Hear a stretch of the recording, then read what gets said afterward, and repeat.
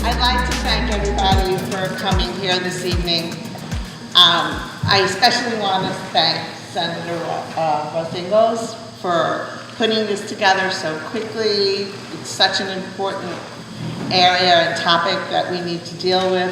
I want to thank all of our guests, and I want to thank all of our speakers and our panel.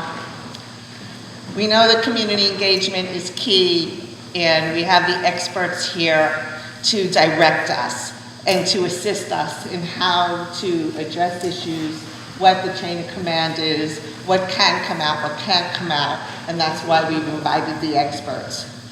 What I'd ask you to do, please, is shut off your cell phones. I'm watching. Okay.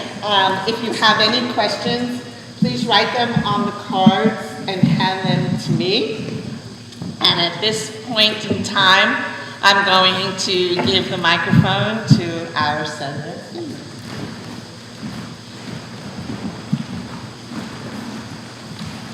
Good evening, and again, thank you everybody for coming.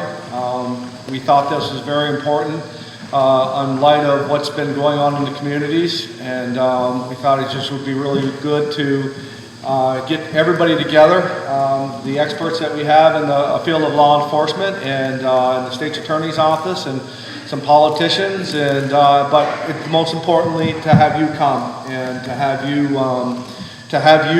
hear what's going on. But also, we're going to get through this as quick as we can because we really do want to get some questions going. Because this is about the community. We really can't be a community unless we can trust our law enforcement, work together with them, hear what they're trying to do. They really are here to protect us.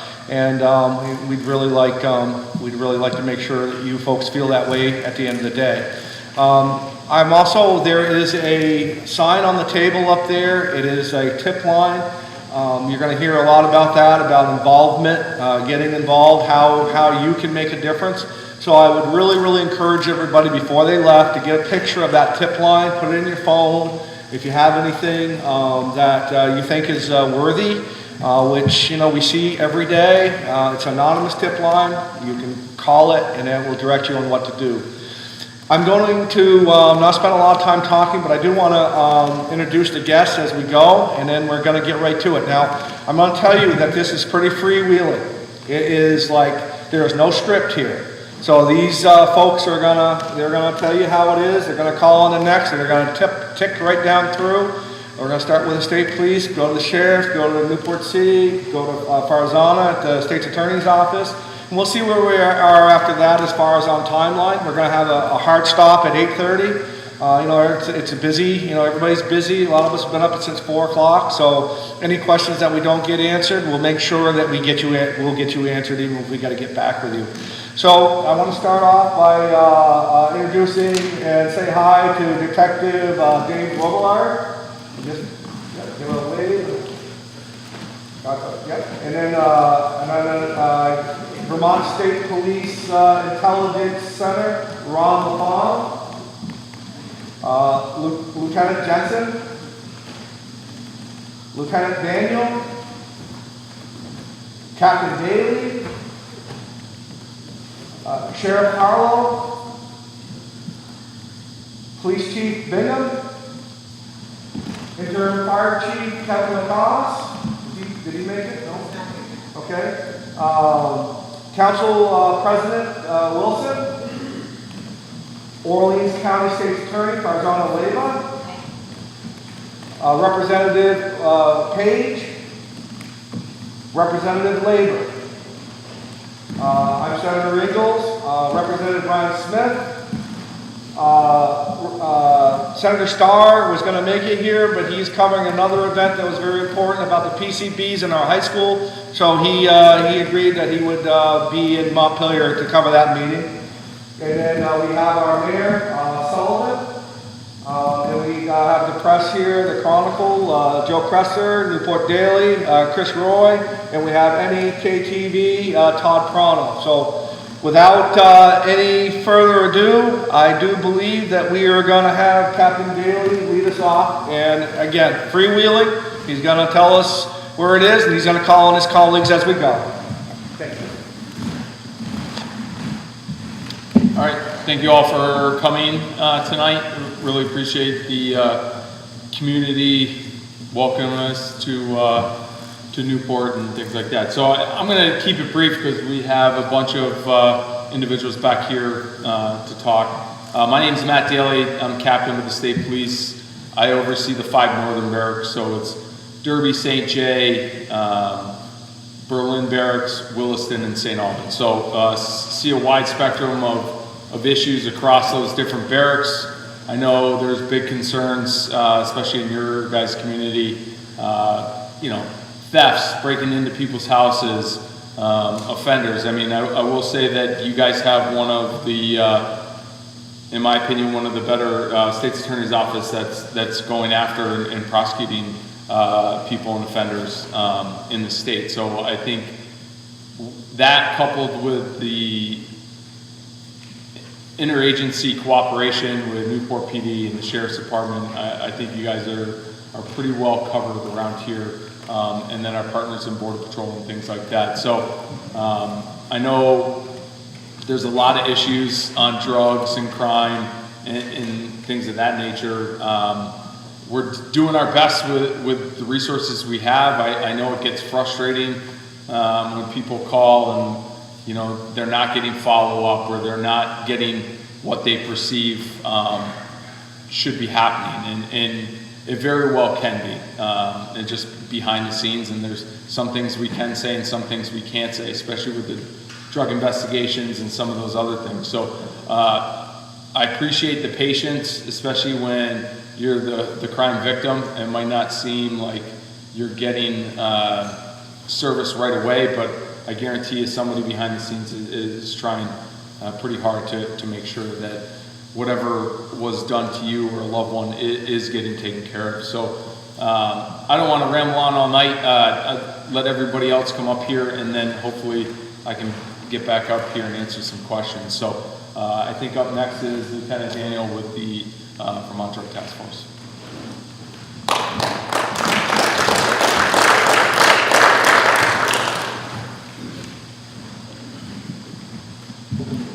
Good evening. My name is Casey Daniel. I'm a lieutenant with the Vermont State Police. My current position, I'm the commander of the Vermont Drug Task Force. The Vermont Drug Task Force is made up of state police, local municipalities.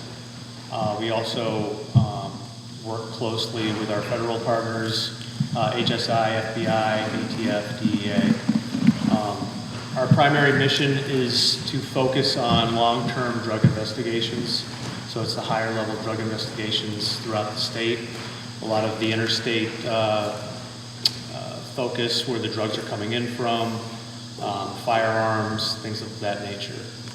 So I brought a few statistics just to share with you.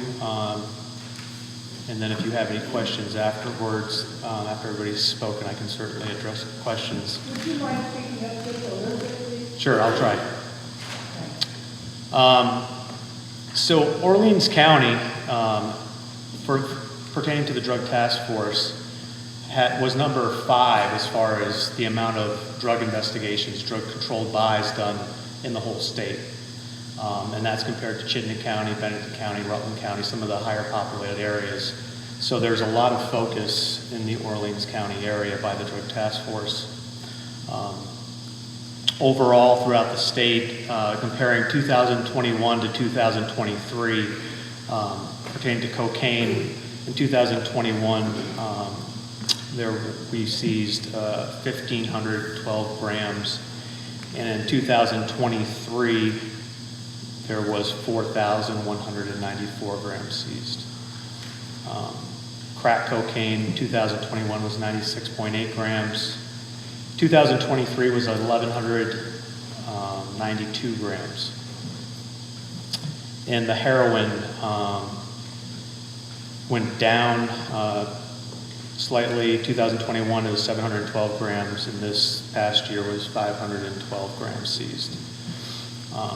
Some of the cases that the task force works on with our federal partners involve cooperating individuals and a lot of information that's shared from the public and is strewed down to the drug task force. We start an investigation, do backgrounds, and a lot of those are car stops for folks transporting drugs and guns north and south on the interstates.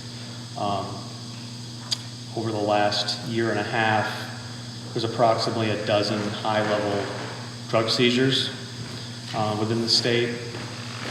Some of the most recent ones was a traffic stop based on information. 52 grams of crack cocaine seized with 100 grams of fentanyl seized. Another one that was intel shared with the Massachusetts State Police seized a large quantity of fentanyl, as well as a .40 caliber handgun that was stolen in Vermont. Another one in St. Johnsbury, 129 grams of cocaine, 56 grams of crystal methamphetamine, and a .45 caliber handgun that was also stolen.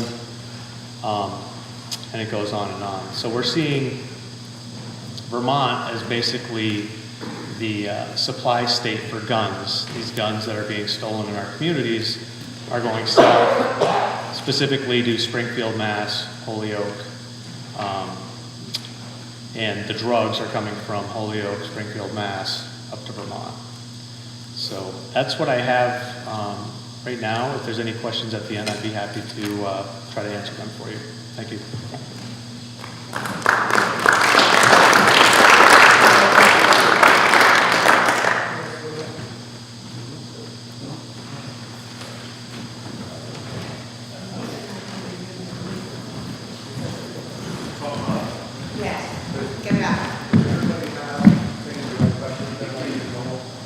Hi there, I'm Andy Jensen.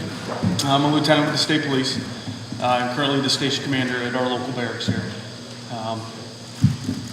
We talked to you a little bit about our current staffing levels. It's not the greatest. It's not the greatest throughout the entire state. That, of course, adds to some of the timeliness in responses. And I know that's not what any of you want to hear. It's just a reality. You'd be hard-pressed to find a department throughout the U.S. that wouldn't want more staffing, but that's just, that's where we are. So for instance, I could have 12 troopers and 3 supervisors. Right now I have 3 supervisors and 8 troopers. So, you know, that does add, that impacts response times. It impacts a lot of things in how we do our jobs. But, you know, just know that if you call the barracks, it's going to get answered. It may not be in an instant, but, you know, we're there to serve you, and we will. We do. We do it to the best of our ability. Any uniform side questions? Any questions that would that you think of throughout the night? That you think, oh, I see a trooper in a green and gold car. Those will be directed to me, and I'd be happy to answer any of them. All right. One thing I do want to impress, and you know, before I leave here tonight, is Captain Daly was absolutely right. We have, I think, one of the strongest state's attorneys in the state, meaning she tries, and she will prosecute, which is all anyone in law enforcement can ever ask for. These investigations are long, they're arduous, they take a lot of time. all too often we see throughout the state, those investigations get dismissed, or they don't get the time put into it that they deserve. But our state's attorney, I believe, and her office, which is also short-staffed, if you haven't noticed that theme there, they give a damn, right? They do. And that's all as law enforcement can even ask for, ever, from any prosecutor. I've told my troopers for many, many years that when you snag an investigation, any investigation, you work it to the best of your ability, and you pass it off to the next level. And that next level is obviously the state's attorney's office.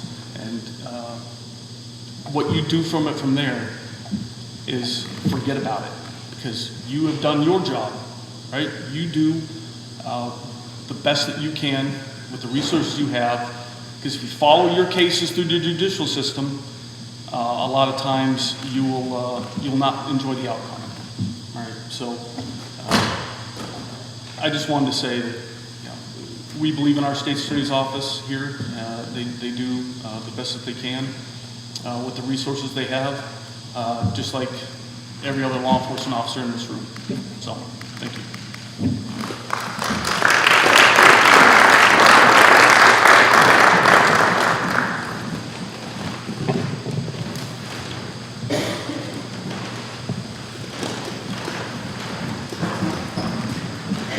Good evening, everybody. I'm Jennifer Harlow, I'm your sheriff. What all these gentlemen before me have said, we cannot do our jobs without our community. I have people calling my office every day, stopping in, letting us know what's going on. There is absolutely no way we would be successful without everybody. We need eyes and ears out there all the time. There's a lot of people in this room I know. I spent, this is my 27th year in law enforcement. Spent over 10 years in my career investigating sex crimes and internet crimes against children. Very passionate about it. This community is getting hit by people who have no regard for anyone or themselves, and it is really scary. These investigations take a long time. If they're frustrating for our community, they're just as frustrating for us as law enforcement, but we're doing the best that we can. We're very lucky up here in this community that we have such the great support from our community members, and that we all work really well together. Very grateful for that. So I'm looking forward to the questions that you guys have, because I'm much better at answering questions than I am just getting up and talking about it. But thank you all for being here tonight, and I'm looking forward to your questions.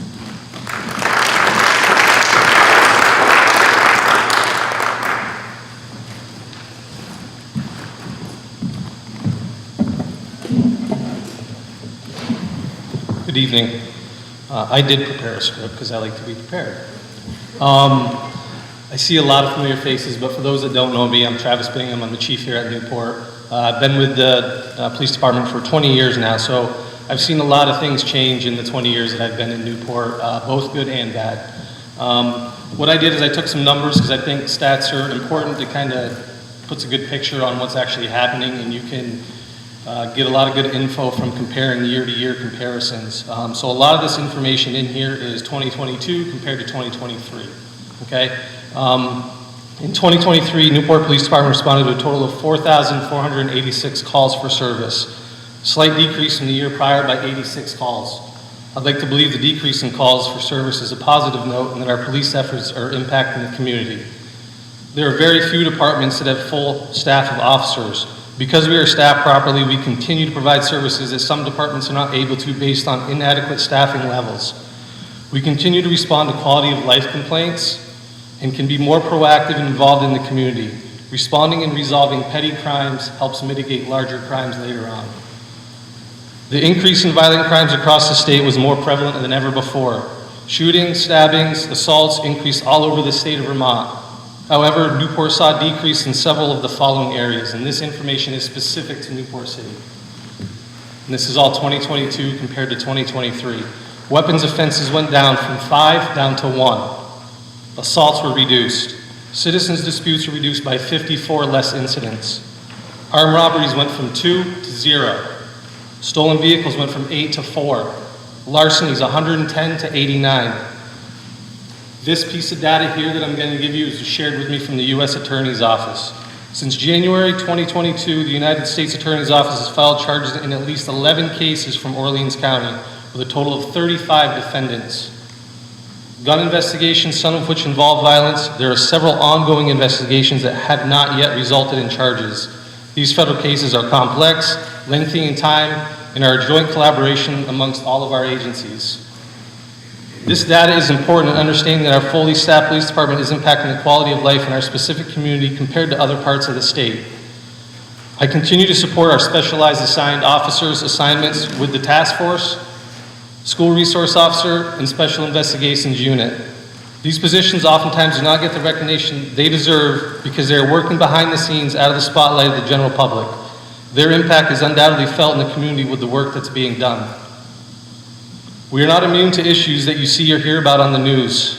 Some of the most pressing issues that are facing an impact in our community are this: drug trafficking from out-of-state sources, individuals experiencing mental health crisis, repeat offenders that we constantly arrest over and over and over again, the court systems in bail review, recruiting, hiring, and retention of officers. Law enforcement's a small piece of the puzzle when we're trying to resolve these issues. It takes a collaboration amongst all agencies in our community that can contribute to a resolution. I'm always available through email, phone, or set up a meeting in person if there's anything anyone ever wants to address. Thanks.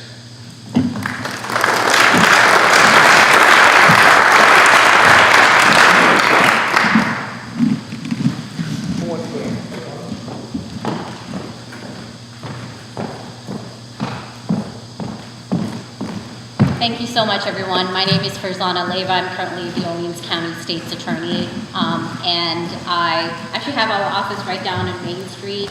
I currently have 4 deputy state's attorney that works under me, and we have staff members such as victims advocates who are out there for victims who are in need, victims of crime, sex assault, domestic violence.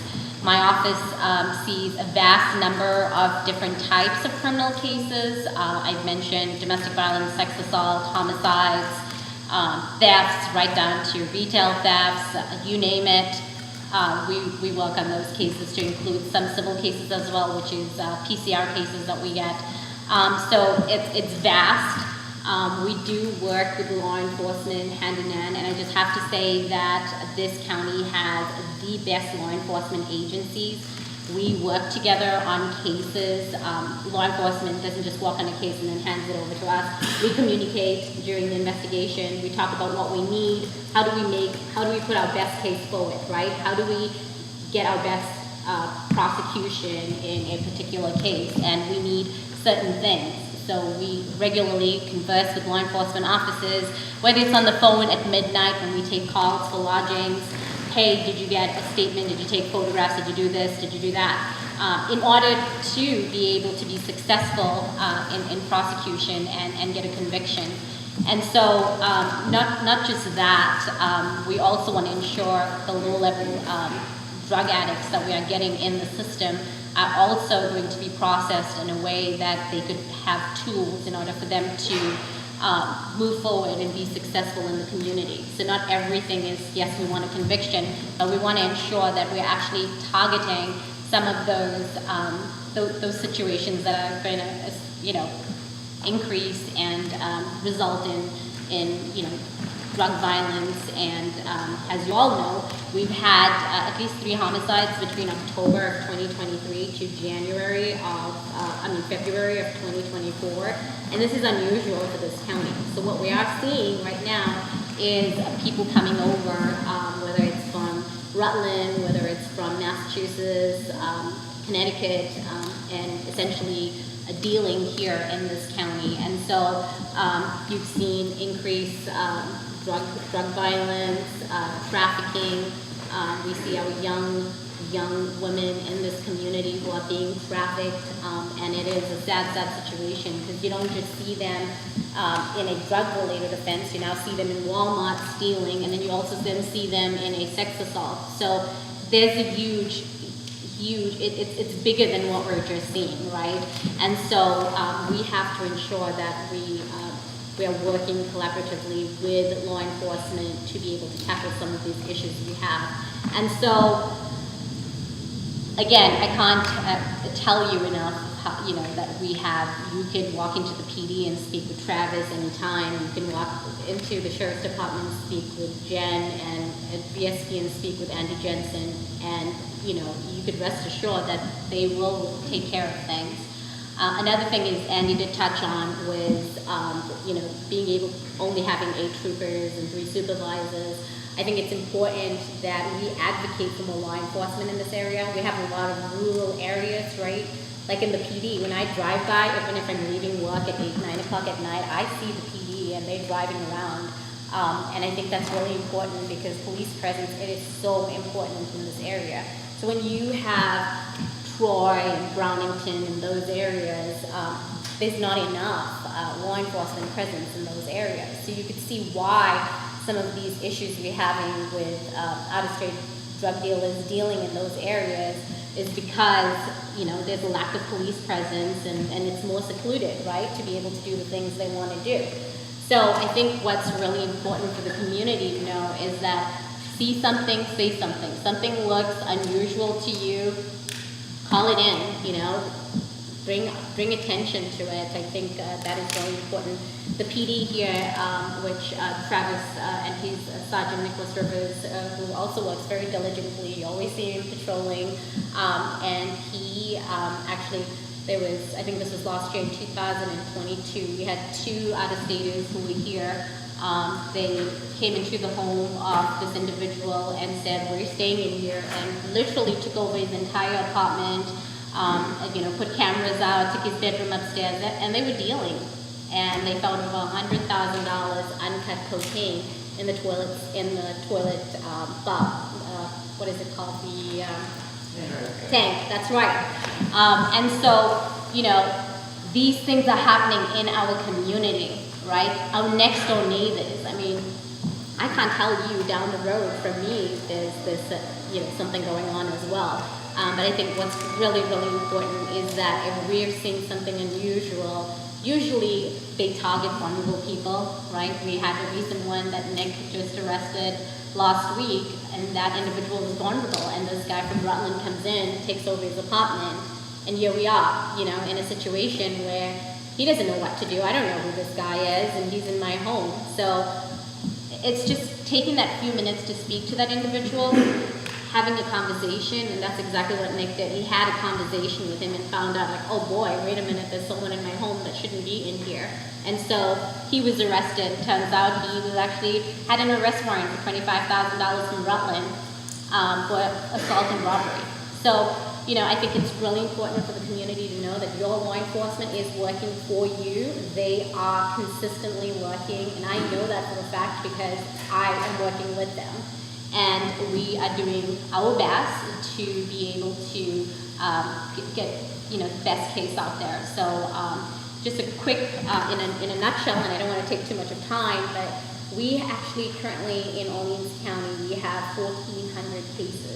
Of that 1,400, we have several, I want to say over 98 repeat offenders. And when I say repeat offenders, I mean someone who is offending every month, whether it is a DUI, and then the next month it is an unlawful trespass, and the next month it's burglary, then it's violation of conditions of release because he's having alcohol. Wait a second, he's not supposed to have firearms, now he has firearms, and oh wait, the next one is a domestic violence. And this is, it's continuous, right? And so we have to ask ourselves, like, how do we close this gap, right? Like, why are cases just sitting there for 4 or 5 years? And honestly, we have a huge backlog right now, and so I'm trying very hard and diligently to try to move those cases along, and essentially looking at low-level cases, how can I get those resolved so I can focus on the bigger ones and be able to give all of my attention to those big cases that need attention. And so we are on 1,400, we have at least 44 defendants in this county that makes up a quarter of our docket. That is a lot of defendants who has at least 10 to 15 dockets right now that's open. So it's incredible, and you know, there has been some concerns recently, like last year and early this year, where we've had repeat offenders who would get involved in serious crimes, and then they would walk out of the courthouse and what? And I think we have really seen a change in that, and I think we have a lot to be thankful for the media, because the media puts the information out there, and it brings attention to everybody. And so I think that's really important, again, you know, to be able to put the information out there. So aside from that, I think we need more law enforcement. I think, you know, if you have an opportunity, if something's not settling well with you, hey, call me, reach out to me in my office. I could give you my phone number. Always happy to talk. Reach out to law enforcement anytime. And your representatives right here, they're available. Give them a call. You're not happy with something, I always say. And I'm just going to finish up really quickly, but we also have what is called a juvenile docket, which is in family court, and that raised the age to 21 years of age, right? And so we have people coming, they know the laws of Vermont, so they're sending 15-year-olds here, they're sending 16-year-olds here. What happens when a 16-year-old gets arrested here? He's given a citation, he can't be held, he's going to be gone, you don't see him again. And that's exactly what Sergeant Rivers dealt with last week. He had an 18-year-old, gave him a citation, he's gone, will we ever see him again? Who knows, right? And so there's only certain offenses that we can bring in criminal court for those individuals. Like, it has to be a Big 12 or listed offense, it has to be something violent. And until then, anything like an unlawful trespass or, you know, something possession of firearm, those are not listed offenses, and so we cannot even hold them. And so our laws need to change as it pertains to these young people, because they know that. And it's not just happening in Orleans County, it's happening in Bennington County, it's happening in Rutland. Everyone's seeing an increase in younger people being sent here because they can't commit those crimes and then they're gone. Family court can't hold anyone. And we've seen a lot of those. And so I think that is also really important, because a lot of people say to me, like, so this just went to family court, like you just gave it away. No, I did not. What happens is we take it. If we find a listed offense in that, we had one guy who was going through 6 towns. He was 19 years old, 6 towns, like, and so I charged him a reckless endangerment because he was going in between cars, and so reckless endangerment, perfect, right? It's a listed offense, so I'm going to take him to criminal court, and then his attorney files for family court. I can't object to that. The court's going to send it to family court, and then I've got to go fight in family court to bring that back to criminal court. Now, what people don't know is that I'm fighting in family court to bring that over back to criminal court, but no one knows that because family court is confidential. So if I lose over there, it ends in family court, and then no one knows about my work that I've been doing. And so I think it's really hard for people to grapple with that and understand, and so it's easy for people to look at us and be like, oh, you didn't do your job, or oh, this just went there. But I think it's really, really important for people to understand the dynamics, understand, you know, family court, understand the requirements, the factors, everything that goes into it. And I welcome people to call me anytime. You want to know about anything, call me. I'm available anytime to talk about things, and I think it's really important for the community members. And I know it's hard for people, you have jobs, right? You cannot be in the courtroom to watch what we do. What we do is, and I tell my deputies every single time, we go in there, we ask for people to be held, we ask for pretrial detention, we ask for bail. We make our argument, we make our record. Because when we walk it out that room and that guy goes, kills someone, and which we did, we had that happen recently, went home and assaulted his wife. We've made our record. We've asked for those things. And we know that it's not on us ultimately in the end. And everyone needs to understand that when we go into the courtroom, we have a defense attorney, the prosecutor. I'm going to ask him to be held if his history is, and if it's violent, and if his criminal record is extensive. I'm going to ask all those things. The defense is going to say something different. And ultimately, the decision is going to come from the judge. He is the individual, or she is the person that is ultimately going to make the decision. They look at what we call factors. factors in releasing someone, looking at their mental health, their character, their criminal record, all of those things. Those are the things that I look at before I walk into that courtroom. For that particular individual, I go through all of those things before I go into that courtroom, so I know exactly what I'm asking for.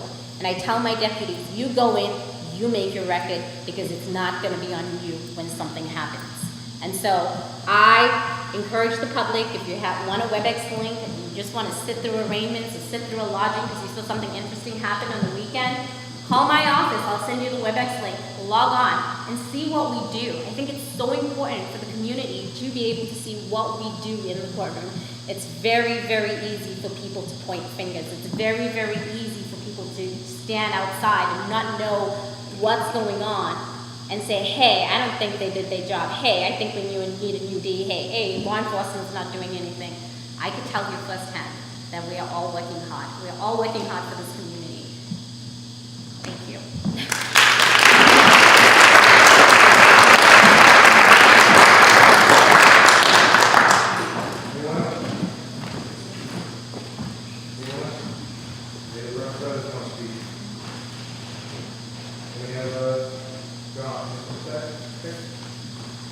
We're going to go to some questions. And anybody, I'm going to be walking around the room, I've got pens, I've got sheets, so just holler for me, raise your hand, bring your this. So just before we hit the questions, I want to thank and recognize some of the people who are in this audience who also participate with the community and with our law enforcement to watch out for Newport. And we have people from the fire department, we have our department heads, we have Councilman Charbonneau, Councilman Bichon, our city manager, we have fire, give me the title, captain, I'm sorry, fire captain and council candidate, Mr. Touchette, Mr. King, and Mr. Arthur Chase, who are council candidates, and we have the former Mayor Barnes.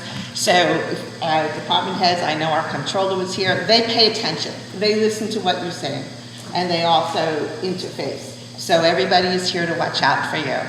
Now we're going to hit some questions. And I'm going to ask the question, and then I'm going to let you decide who or how many of you would like to answer the question. We have one particular question that's kind of, I read it, it's almost a whistleblower question. Somebody would like to know, how does somebody who is a low-level drug user report without getting identified for harm on a higher traffic?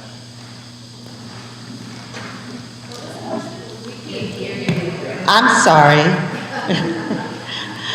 The question is, somebody wants to know if they are, say, a low-level drug user. What would the process be for them to report on the higher traffickers without being in harm's way or identified themselves? I could answer that. So what I'm going to do, please come on up. Come up for us.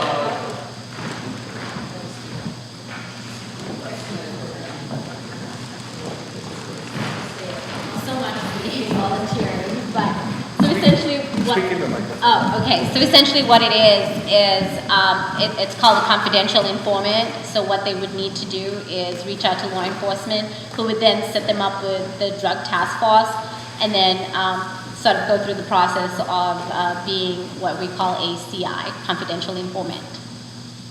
Does that answer? I think so. Okay. Oh, great, thank you. Anyone else who wants to answer any questions, please stand up and come to the microphone. So, if it doesn't involve drugs, or even if it does, if somebody, because we have individuals who are also victims and offenders, perpetrators, with these, we call them concerned citizens as well. So we have a lot of people who want to report things and not be named because they are fearful, and rightfully so. So we, as law enforcement, we are investigators, so hopefully with the information that these individuals provide to us, we can find other means that will keep them confidential in order for us to continue with our investigations. Stay right there. I'm going to add to that question, and anybody else that wants to answer it. So we're hearing a lot now about people coming into homes, taking over homes, and maybe the people that allowed them into the homes were users, but now they just, again, they're just messed up, and their home's been taken over, everything's been taken over, they're afraid for their lives. Does that work the same way? Well, it would probably work a little bit differently, because they're into it more, probably. I mean, so when people come to us and give us information, and we do investigations, sometimes people find out because the information that's given to us is only known by other people. You know, people call us all the time, I want to report child abuse, I want to report being concerned for a child, can I do it anonymously? Depending on what that situation is and how intimate that person knows the family or whatever, sometimes people try to figure it out. We don't tell people, depending on when it is, who calls and reports stuff. That's not what we, do. So people call us all the time. If you're talking about the situation that the senator's talking about, it's going to be a little bit harder, but it's not impossible. But if people don't come forward and start telling us what kind of situations they are in, and they get in so deep, it makes it a little bit harder for them to get out.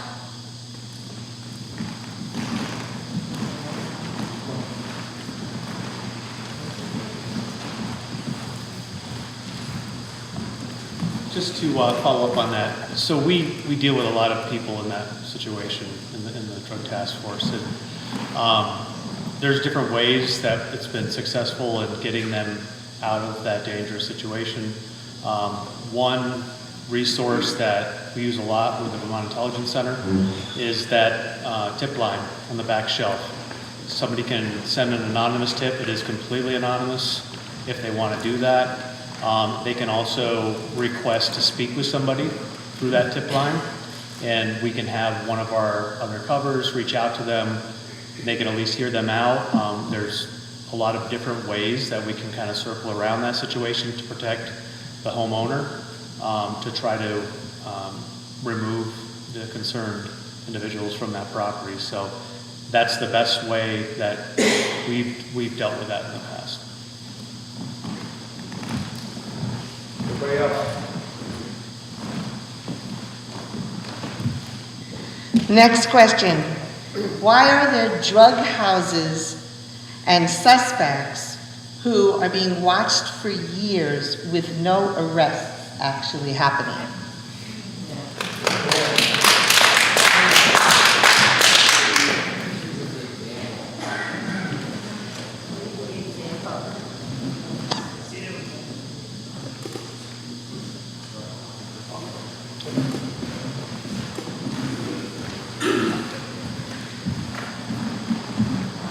I'll take a shot at this one.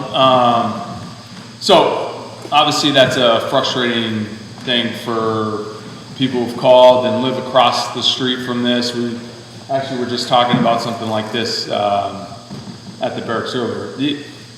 We still have to abide by the Constitution and all of these the laws that are set forth. So it's great that people give us information, but you have to evaluate that information. And there's some things we can verify and some things we can't. So it may be well known that Matt Daly is a drug dealer and he's doing it this way, but there's a difference between knowing something's going on and being able to prove it. Because we can't go to the state's attorney and be like, Matt Daly's a drug dealer, he's dealing out of his house, and then we just get a warrant for that. So there's a lot of different steps that go into it, and believe me, my parents have dealt with it with houses around where they live, and they're calling me to ask me questions, and it's frustrating. Like, you can't just go burst into somebody's house, and we can't be everywhere all the time.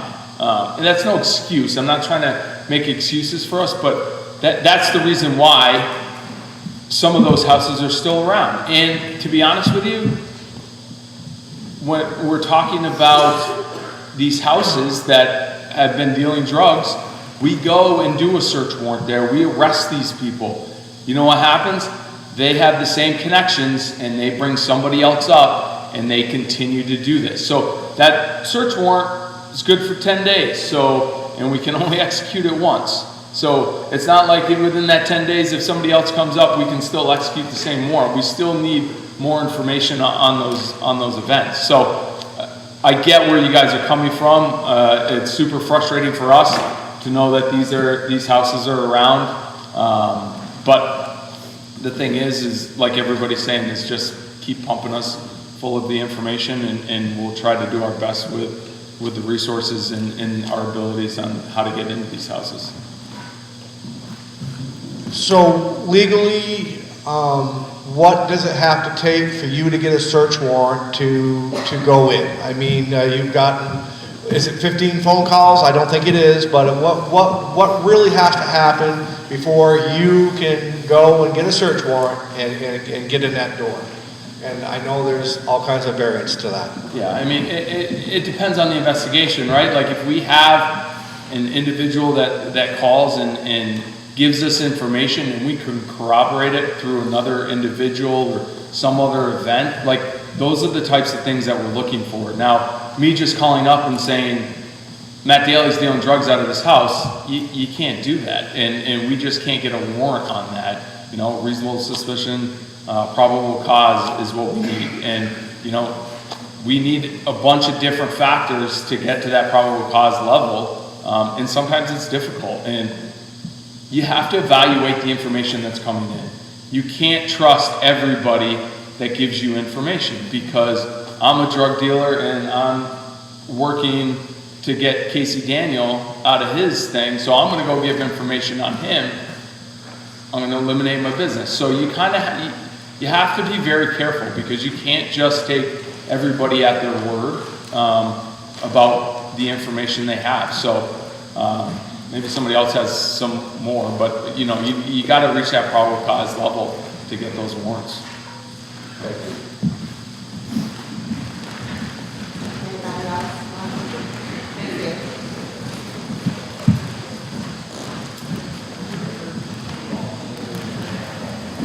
So these situations are just as frustrating for us. We get these calls, people call into the office.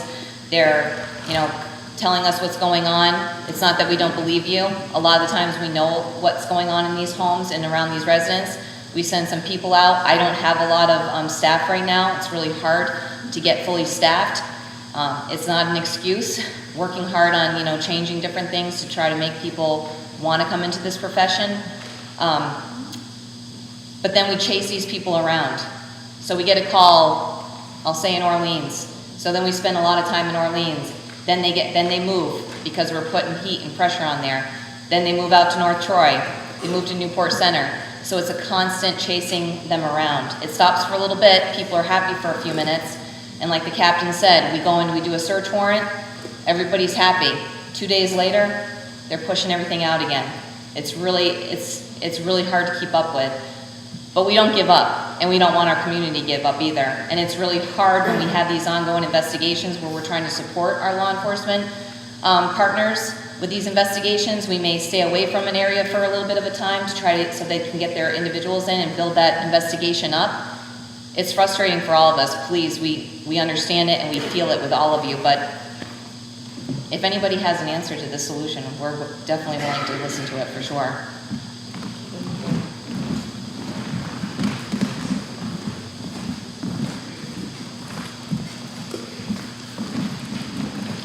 Next question.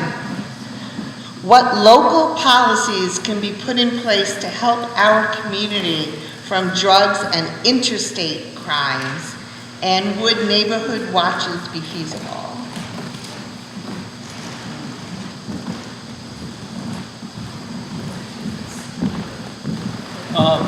I'm not sure if there's like more local policies or any other ordinances we could add. I mean, we're, like Captain Daly said, we have state laws that we have to follow, and I'm not sure if putting any of that stuff in place would benefit us at this point. I'm not sure how else we could do that. It's not like everything that they've said is 100% accurate. Like, it's not easy when you know that you have a drug house in your town, in your city, or whatever. Some of the approaches that we've taken in Newport specifically is, because we are 24/7, we're the only one in the county, is if we have a problem at a drug house that we know about, we'll literally park a car outside there and stop cars leaving there, okay? And here, just to go to the point of how hard this is, right? So we stop cars leaving this drug house, we get them, they have a scale, they have bags, what are they doing? They're selling drugs, right? Well, we can't get that dispensing charge without actually having a buy into that person, okay? So they're released on possession of cocaine charges. It's not a violent crime, right? So they're not being held, they're released, they're out the next day doing the exact same thing, okay? So that's some of the struggles that we have, and to build cases around these drug houses to actually get to the point where you can get to the actual source that's in there is very difficult. They Uber, they have cell phones, they're not directly connected with all the purchases and stuff that are going on at these residents. So they're smart enough, it's easy for criminals, it's hard for us. We have laws and stuff that we have to follow. You guys know what's going on, we know what's going on, but we still have laws we have to follow. We just can't kick doors in at houses because we know they're dealing drugs there. If that was the case, we could probably take care of some issues, but we can't do that, okay? So, was the second part of that question? With Community Watch feasible? Community Watch, yeah. I have mentioned and talked to a few residents in Newport. I actually have signs that are all made up and in place. I came up with a data sheet for a neighborhood watch program. I'm all about it. If people want these signs, if we want to have some kind of meeting together, I'm all for it. I don't care. Farzana had said it earlier, you see something, you say something, right? Like, I think we do a pretty good job looking out for each other in our neighbors. Like, everybody knows when their neighbors come and go. Everybody knows when something's not right at their neighbor's house, right? But I already have signs. If people want them, come see me. I'll give them to you. I can put a pamphlet out. I already have it made up. It's ready to roll. So I do think that's a good idea. Thank you. I'm going to call it honorable. Are we seeing a different type of criminal than what we saw in years past? Anybody that wants to answer that? Anybody wants to answer that type of criminal that we're seeing versus what we saw in years past?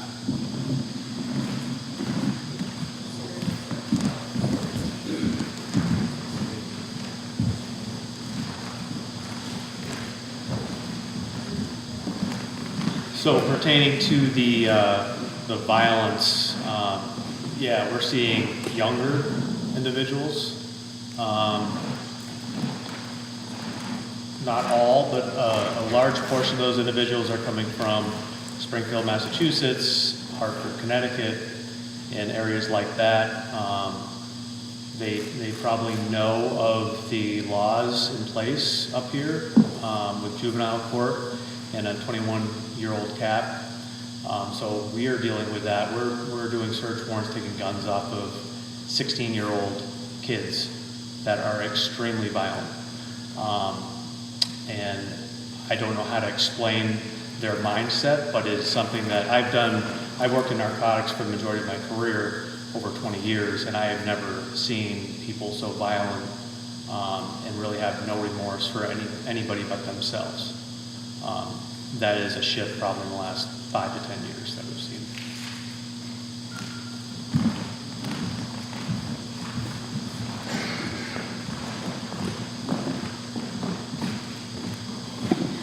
The next question is, why are there no press conferences when a person is missing or murdered?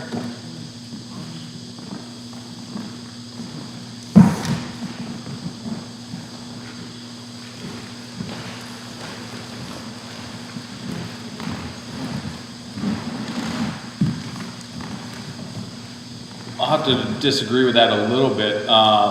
Typically, there is a press conference. It's typically located either at the police department. I know we've done a ton of press conferences, and our PIO, Adam Silverman, does a good job of getting that information out to the media prior to those. So typically what will happen is if there's a murder at a residence, it might be the next day, just because we're getting our crime scene search team, getting detectives, we're following up on leads on if the person who committed this crime is in the wind. So those press conferences do happen, especially at murders. Any missing person, we have certain protocol within the state police that there is a press release that goes out.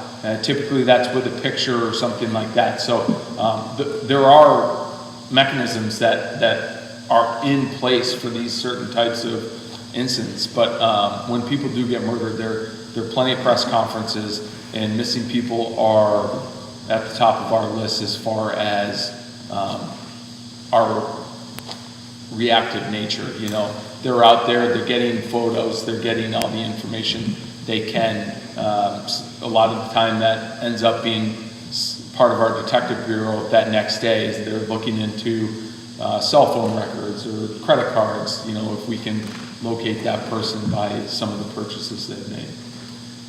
Is the press compliant with you as far as getting your word out? I mean, do they get it out there the way that you wish that they would?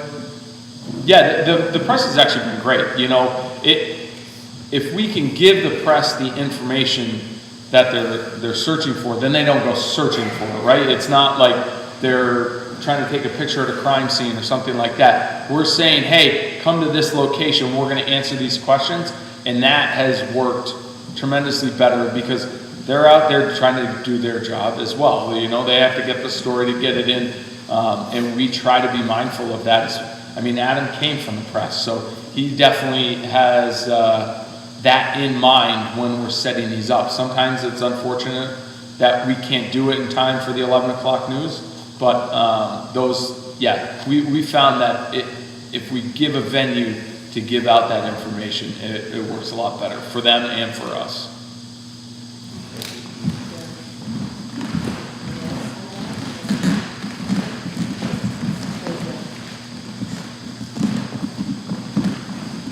And I did want to recognize that Representative Sims has joined us as well. So. This is a community problem as well as a legal issue. We cannot expect law enforcement to deal with this or fix this alone. What can community members do safely?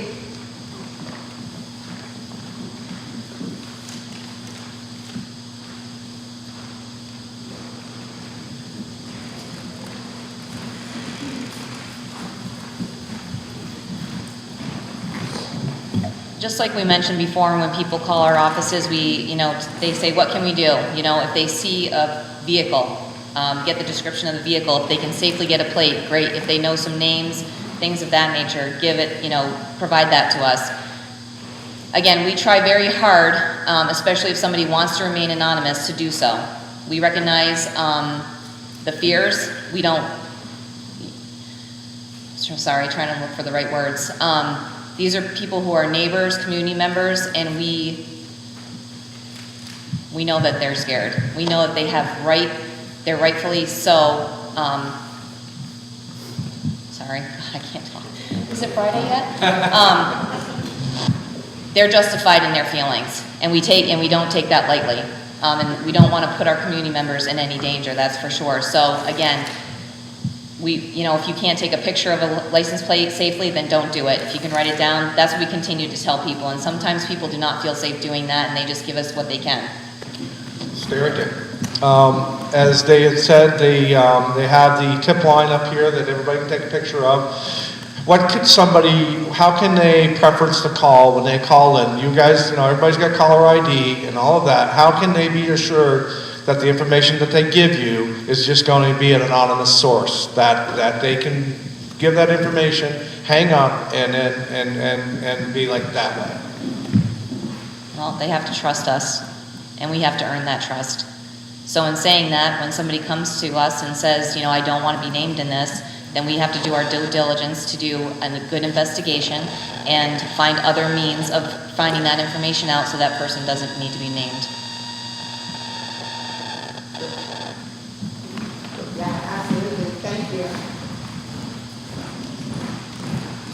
So our office, Vermont Intelligence Center, manages the tip line, and when you call in, it goes through a router, so we don't get any numbers. It comes up all zeros, and if you put it through either text messaging or online, it scrubs everything, so we don't get any information. We are able to communicate back and forth, so if there are additional questions, we can reach out to you in the same process. You don't have to provide any information if you don't feel like it, and that's fine. And all the tips that come in, any information goes directly to the guys in the field.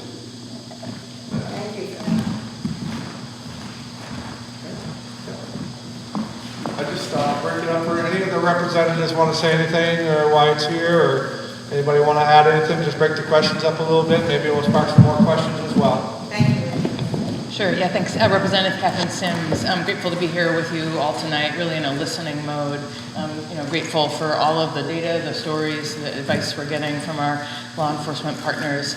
I think everyone deserves to be safe, and I think our communities know best what they need to help keep everyone safe. I think our job at the legislature is to provide the resources and the government structure to support all the good work happening on the ground. Whether that's ensuring our law enforcement have the resources that they need, the state's attorney's office, that our judiciary system is functioning and working. There's a lot of work to tackle that backlog, that we're adequately providing recovery and treatment programs for Vermonters, mental health supports, after-school programs for kids, as well as getting to the root causes of some of the challenges that our communities are facing around poverty, around substance use disorder, around mental health. The challenges that our communities are facing are big, and I'm glad to be here with you all, hearing your questions, your concerns, hearing what all of our partners are doing so that we at the legislature can figure out how we can do more to keep everyone safe. So thanks.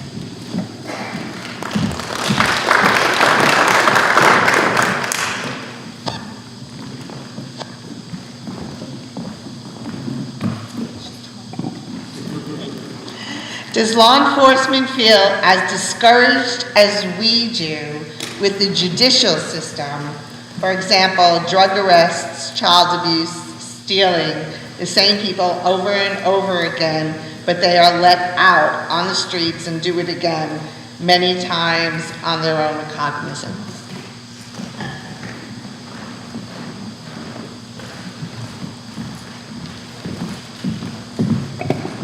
Yeah, 100% we're just as frustrated. I think to try to keep officers in the department to do the right thing every day is tough when you constantly keep getting beat down, it seems like, over and over and over. Dealing with the same thing day after day after day is tough. I have some stats with me. I'm not going to pull them out and read them to you, but like the amount of people that we arrest initially on charges, whatever it is, we can just say it's drug charges, and then the amount of times we pick them up after the fact on violating the conditions that they've been released on is unbelievable. It would blow your mind to see some of those stats. The repeat offenders that we deal with, it bogs us down. It ties up resources within all of our departments. And it's hard to tell your officers you're doing the right thing, just keep doing this, just keep doing this.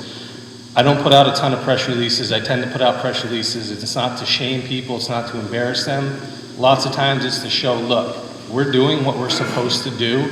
These people are being released by the judges, okay? Like, we can't control, after it gets out of our hands and they've been released and they go to the courthouse, we can't control what happens. But they're being released on these charges, and then they're violating them the next day. They're not showing up for court, so what do? They issue a warrant, okay? We see them, we pick them up, give them a citation, have them show up next week. You think they're gonna show up if they haven't shown up for the first 3 times? No, they're not. And in that time frame, they're continuing to commit crimes. So it's very frustrating for us. Like, we feel the same as you guys do. You see it. We definitely feel it on our side too.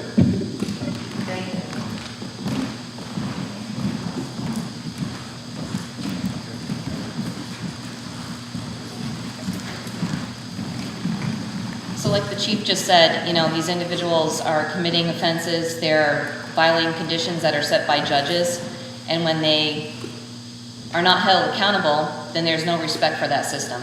So they just continue to violate them, not show up for court, you get an arrest warrant. I mean, that should be a big deal, right? I mean, I wouldn't want an arrest warrant out on me, but it's not. They're getting a citation. Maybe they show up to court, maybe they don't. But there is absolutely no respect anymore for anybody, and it's really sad. As far as, being in the role that I am now, telling my deputies, you have to do your job and be okay with what you did, knowing that you did everything that you could. And that you can look in the mirror at night and said, I did a good job. I kept that person safe. I got that person off the road so they didn't kill anybody. I, tried to, you know, I arrested that person, tried to get them held so they wouldn't abuse the child or their partner. We can only do what we can do, and then once it goes to the court system, we just have to trust. Our state's attorney is a fighter. She does as much as she can to protect this community. When I was working sex crimes and I had cases, I would go to court. I would sit with my victim survivors. That means something to the judges. You know, when they see people in there supporting, following, caring about what's going on, like the state's attorney said, go down there, watch arraignment days, figure out what's going on. The judges pay attention to who's in the room, and maybe it can make a difference.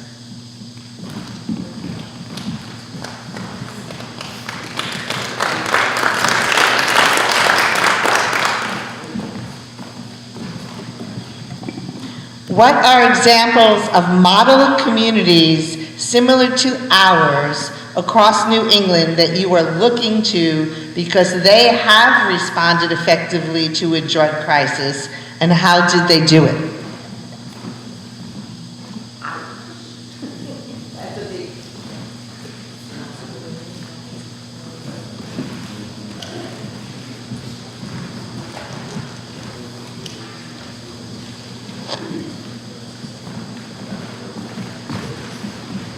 That's gonna be crazy.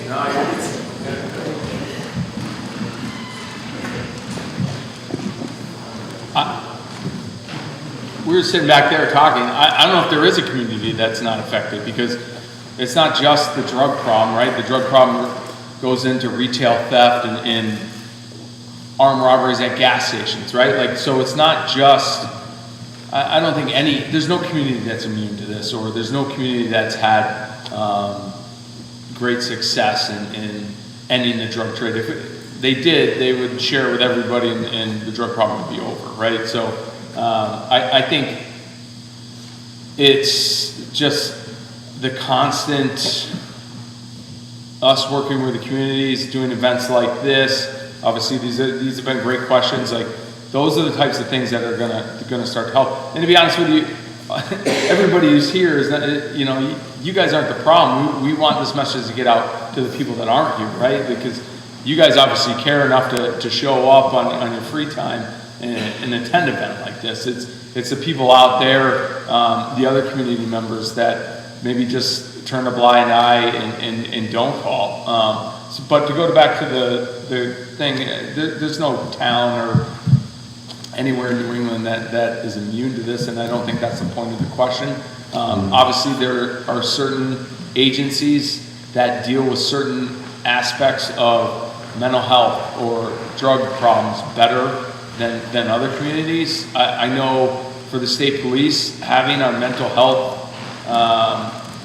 people in our barracks has been awesome. It's probably the best thing that we've done since I've been here. You know, they're able to follow up. They're able to come out to calls with us, and they're able to facilitate some things that when we show up and we're in uniform, people don't want to deal with us, but they will deal with somebody else that's dressed in civilian clothes. So, you know, that's one thing that I think that we've done or taken steps toward to really further the ability for us to deal with mental health crisis in the towns. Need you just for a second.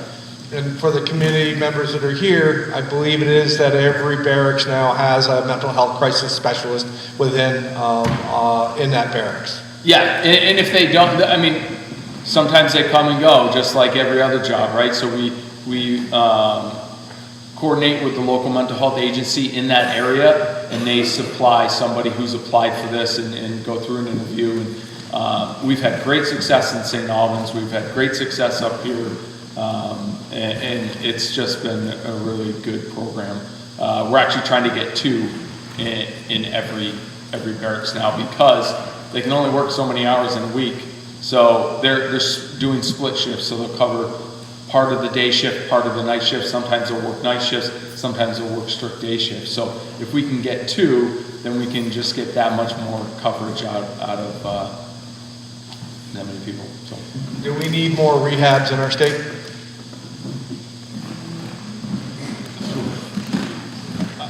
I'm a big proponent of, like, trying to get somebody who's addicted to drugs is a lot harder trying to get these kids to not do it, right? And I know that most of everybody in here, or maybe you didn't, but, you know, we had that growing up, and I know, you know, kids will laugh at it these days, but it's a hell of a lot easier to get somebody to not to do drugs than it is to get them off it. And I think we're seeing that. But I mean, any rehab facilities that we can open up, I think are good. But I would like to see more of the concentration to go back into the schools and getting some of that info to some of the kids out there and even into the high schools. Anybody else? Who wants to add to that? So on that point on rehabs, what we do have and what we try to do for low-level drug users is have them sign up for Valley Vista.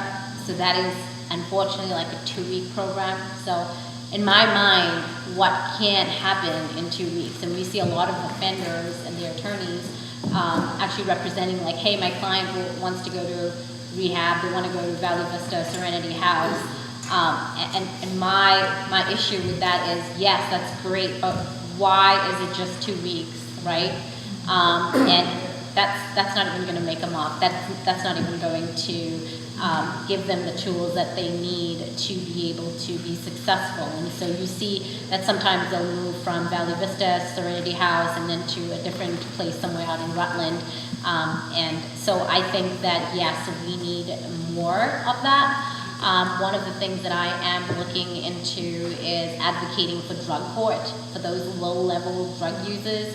That way, it's a whole program, and it's a whole different conversation. But I think that would assist low-level drug users to be able to get clean, and that could sort of eradicate their need for wanting drugs for committing crimes to pay for that habit, and then ultimately being trafficked and getting involved with the bigger dealers, right? And so I think that's one way we in this county can deal with that, and I think that's something that I'm advocating for and hoping to, you know, apply for treatment court, just so that we can deal with some of those things. And again, that's a different conversation. But yeah.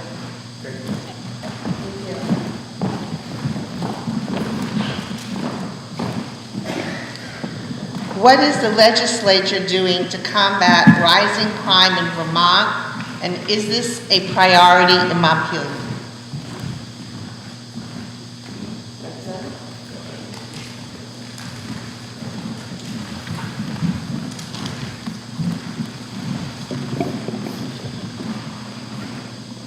I think for a very long time, the legislature has been focused on other issues, raising resources, and if you look during the pandemic, looking at our healthcare system and trying to treat people with COVID.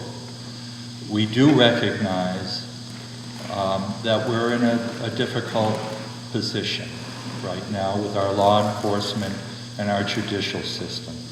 And your legislature has been briefed on all these things that law enforcement has said tonight about the backlog of cases,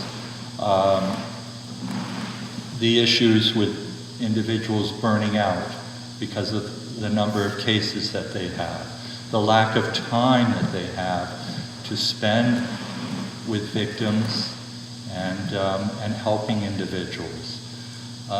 It's an unfortunate situation.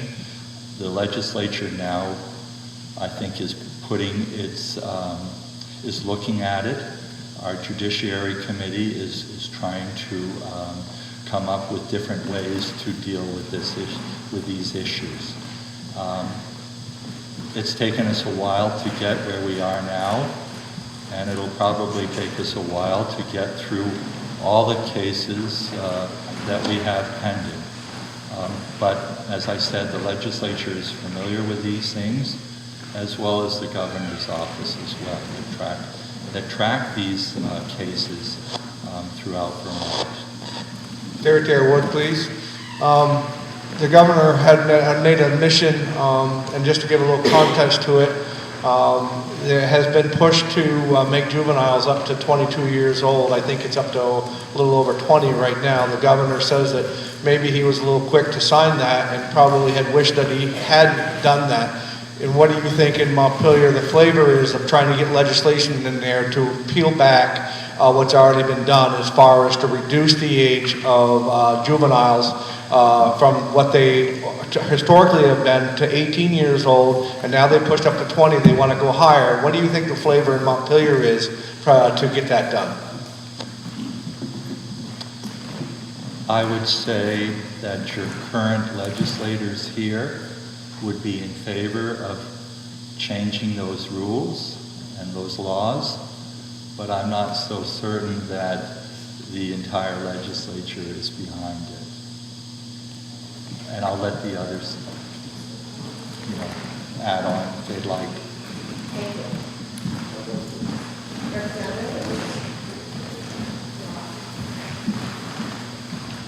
First, I'd like to thank Senator Ingalls and Mayor Sullivan for putting this on tonight. If we wanted to do it again, we could probably double the crowd and keep everybody's attention. But what I've been listening to, there's no one here from the legislature, from judiciary tonight, and I wish we had a rep from judiciary to explain some of the laws and rules that they're trying to do.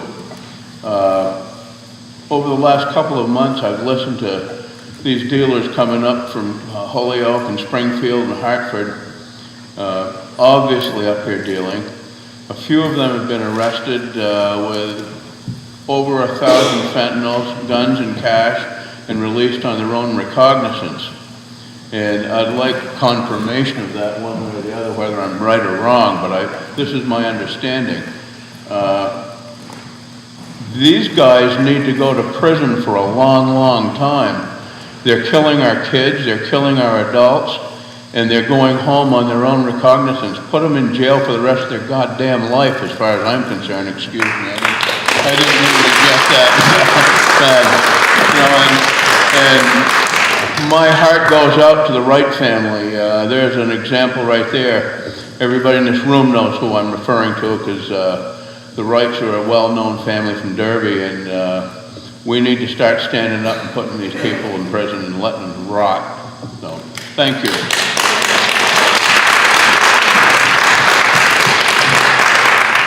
There was a little disbelief that that the juveniles were that they wanted to raise the juveniles to the age of 22. And then, like I said, they're up over 20 right now, and as Representative Page said, probably there isn't a favor of getting that reduced. Does any other legislator want to comment on that, or does anybody else want to comment on that? Only because we've had some comments in the crowd about that. They weren't aware of it.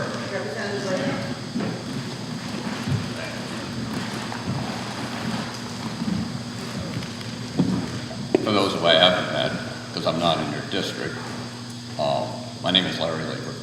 I live in the town of Morgan, and I represent 12 towns, starting at Beecher Falls and running down the Connecticut River. In Essex, it would be UTG and Highland and Holland. Then Holland, then Morgan, then the Charlestons. It goes on to April and Norton. I'm getting most of those. My first term was by appointment. And that was because my predecessor, husband, decided he wasn't going to shovel any more snow, so they moved to Florida. So I was appointed by the governor to fill that slot.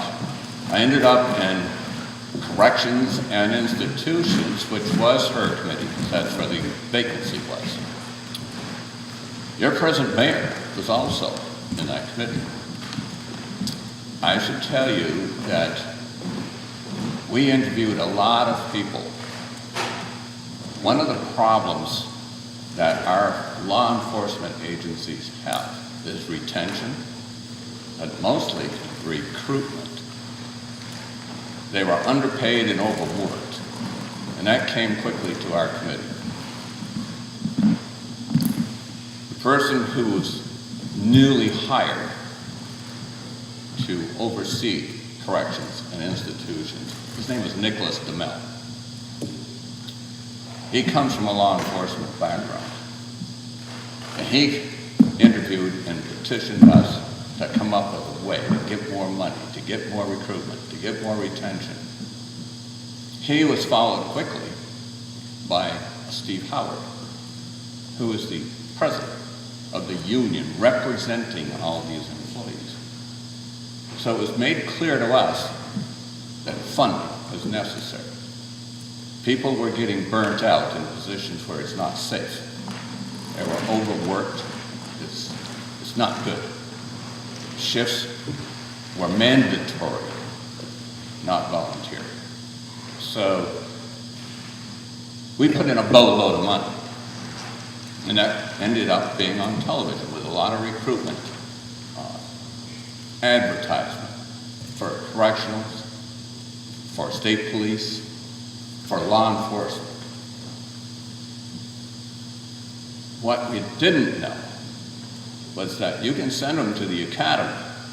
You get all these applicants and recruits, and you can send them to the academy for training. That's great. What we didn't know, and we quickly found out, that the graduation rate is entirely different than the original application from the first grade class. Not everyone is suitable to be in law enforcement. And that's where the wheat is separated from the chaff. What we have is the cream of the crop. God bless them. Thank you.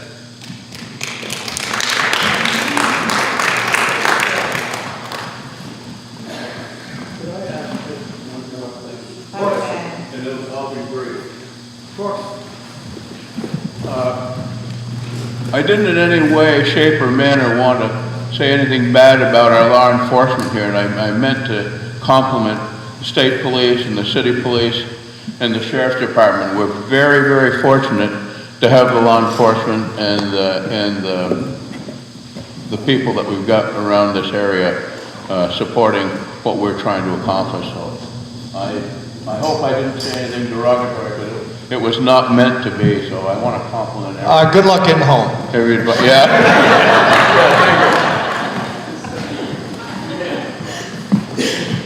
Have a ride. Russell can have a ride. No. So, is Orleans County safe, or should people go out and buy legal guns, and should citizens confront suspects and take matters into their own hands? I want to see everybody's hand.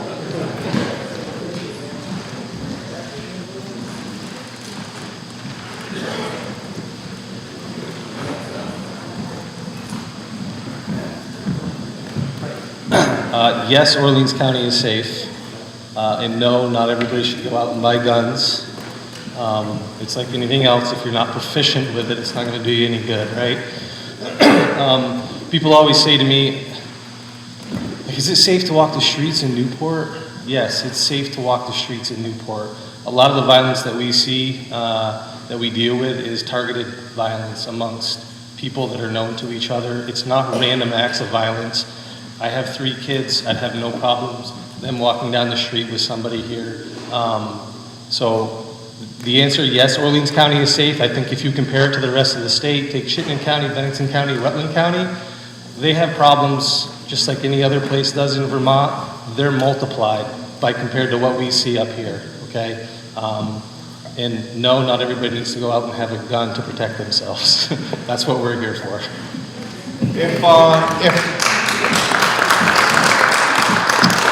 If somebody wanted to arm themselves and they wanted to use find out the proper way to use a handgun, who would they contact to find out?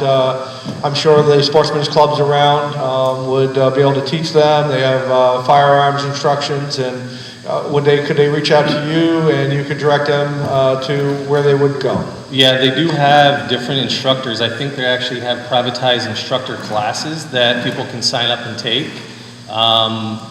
I think Fish and Game Clubs, and Sheriff Harlow, maybe you can speak better, but I'm pretty sure that there is courses out there I know we have an officer in the house that's looking at doing something offline with training people on how to be proficient with firearms. So people can certainly reach out to me. I'd much rather have them do that than be trained properly if they are going to have a firearm than just nilly-willy it. So certainly reach out to me and I can steer you in the right direction, hopefully. Folks, we have a little over 30 minutes, so whoever doesn't have a question in, we're going to try to get through all the questions. So whoever doesn't have any questions, just wave to me, please. So I would just, before we just go to the final questions, since one topic that we haven't touched on, if somebody doesn't mind addressing how human trafficking victims are intertwined with drug trafficking and what you see and the problems you have when you have victims of human trafficking. In general, whatever you want, short and sweet, but that's a topic that everybody needs.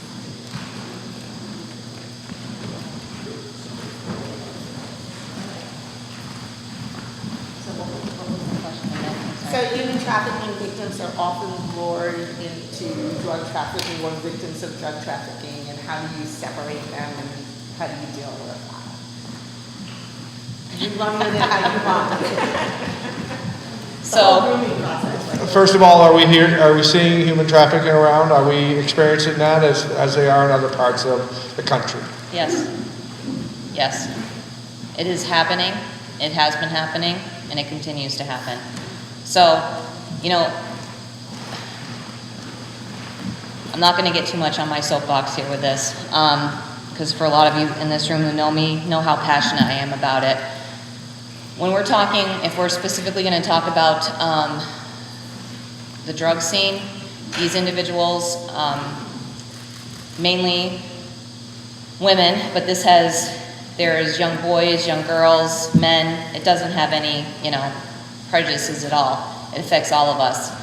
They, get into a situation where they may be addicted to a substance, and then they are forced, if you will, to do certain acts in order to continue to be able to feed that addiction. And then they get involved with it so hard, so much that it's a point where they can't get out of it. And then these individuals are victims, but they also may be perpetrating and committing crimes as well. So it's really hard for a victim to come forward and talk about what's happening to them when they are committing crimes. They don't feel like they're going to be believed. They don't feel like they're going to, get justice. And it's extremely hard to prove these cases. It takes a lot of rapport building. A lot of these individuals who have been trafficked don't see themselves as victims either.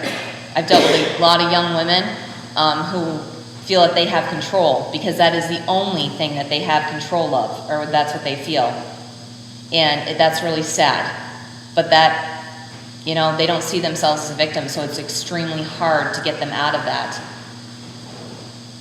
What we're seeing, in this county and all over the state is there might be a drug debt.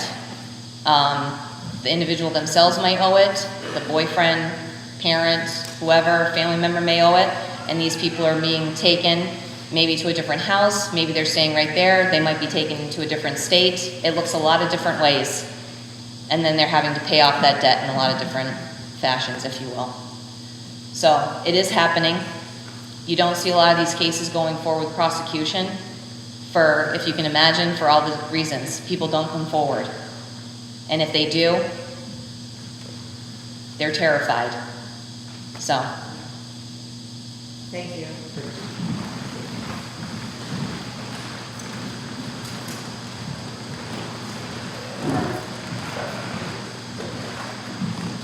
So the state police, one of our lieutenants is actually, one of his main focuses is human trafficking. We also, is that better? Yeah. Okay. So we have a lieutenant who oversees tips coming in regarding human trafficking. We also, as I had stated before, we work closely with Homeland Security, which also focuses on that. When you think of human trafficking, this is different. I mean, it's certainly control over somebody because of their addiction. what we're seeing is they're using these individuals that are addicted to opioids to sell for them. In some cases, if there's debts owed, they're brought to an inner city and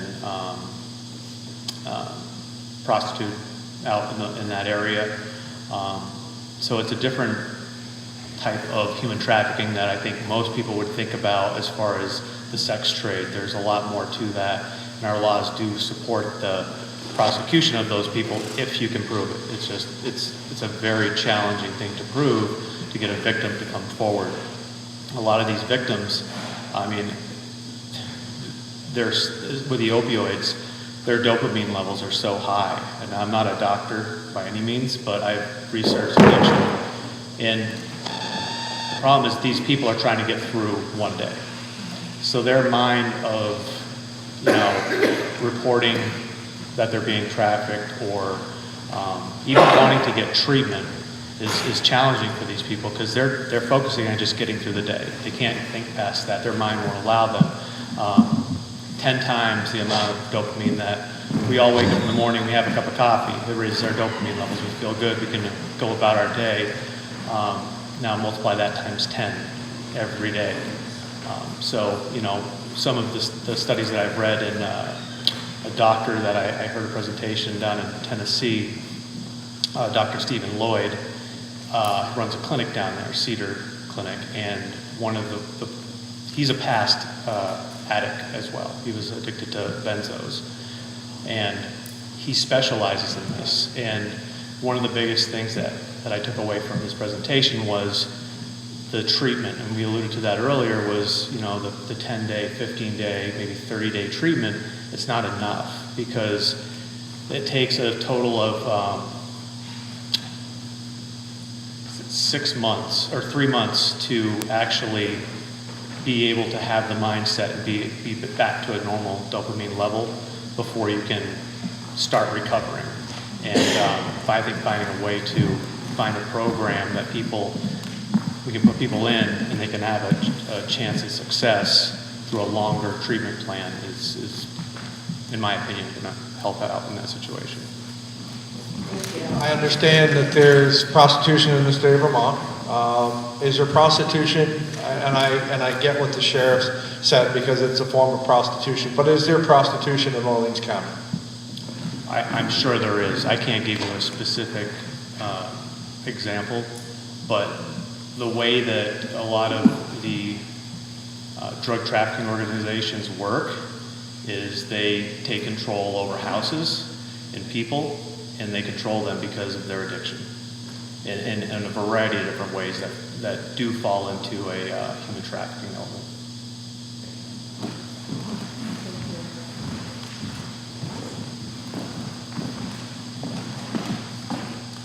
So we have some more questions, but I'd like to give the press an opportunity if they want to interject. Otherwise, I can continue. It's up to you. The press is silent. No, the press is never silent. Good. So, does the drug task force work with landlords to perhaps have the landlord refuse to renew leases when there have been possible site inspections, or to allow for site inspections if you're thinking there might be drug houses there?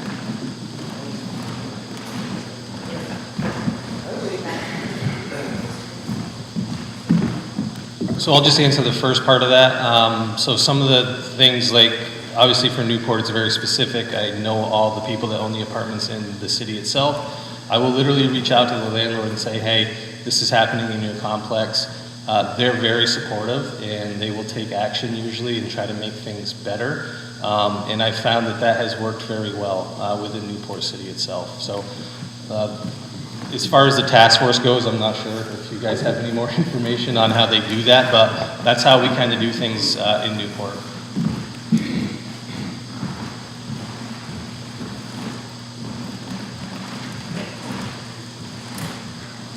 Yeah, so this is a very difficult topic because the majority of landlords, I get calls maybe not daily, but weekly, from landlords concerned that they're going to lose their property, that, you know, we're going to seize it through the federal government because they continue, the tenants continue to sell drugs. One of the problems that we have in the state is the landlord-tenant laws. Everything sways towards tenants. The landlords basically have very little means to get somebody out of a property unless there's, I can't quote exact, but like, continuing crime, and still there's a expectation to the tenants to have a place to live. So I testified in the state judiciary this year regarding this, because I think a lot of the thought was, you know, do we need to seize more houses and turn them into affordable housing? But the majority of the landlords are very responsible.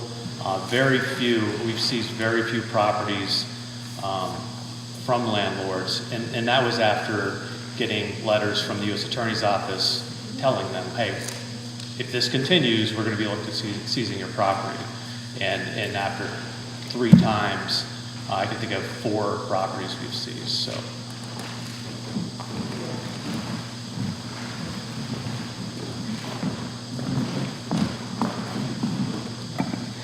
Would a decent teen center help address and prevent drugs and crime?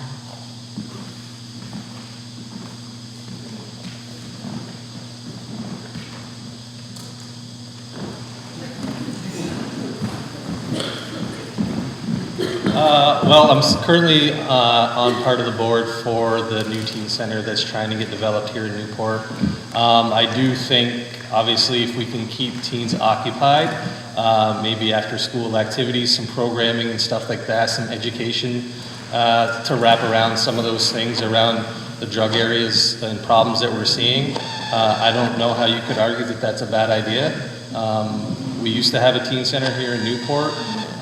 We would stop down occasionally on foot patrols and just pop in and say, hey, I thought it was very productive. So I think if the teen center does come to fruition here in Newport, I think it's going to be a very positive impact on our teens, and I think the programming structure around that needs to have some kind of educational opponent around addiction, substance abuse, and those kinds of awareness.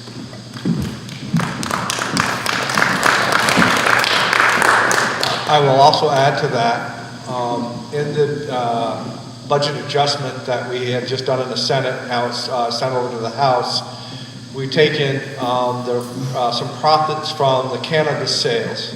And what those profits are meant to be is they recognize that kids between the hours of 3 and 6 are the most likely to get in trouble.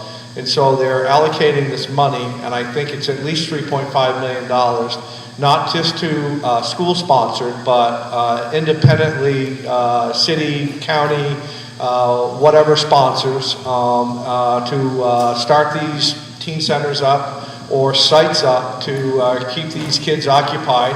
You know, not every kid plays sports, not every kid has the ability to play sports, and not every kid has a babysitter when they get home. And so that is something that is going to be set up in this next coming year.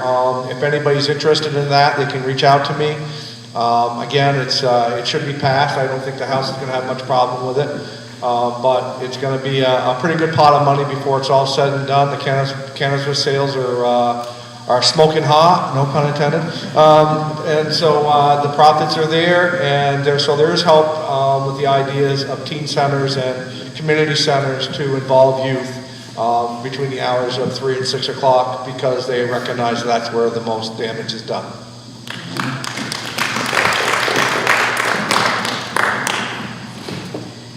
Can you speak to the uptick in fentanyl in our community?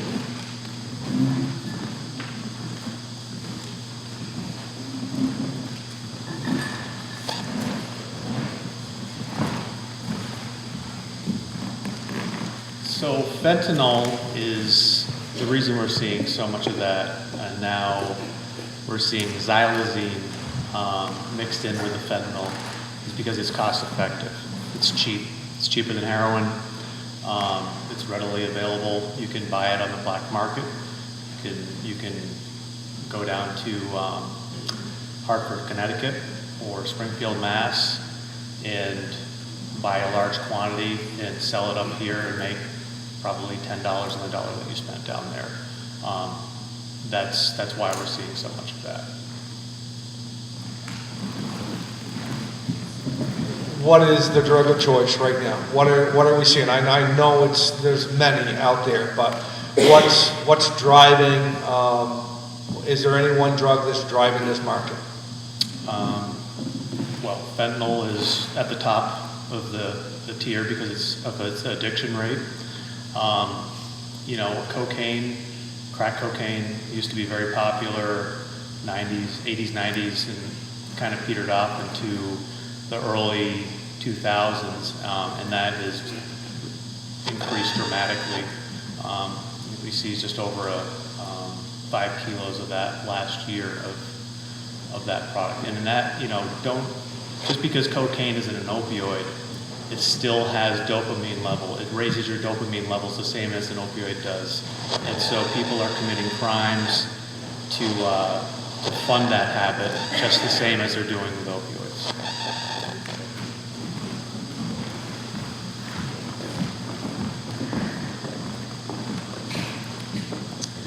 Do any drugs come down from Montreal to Vermont?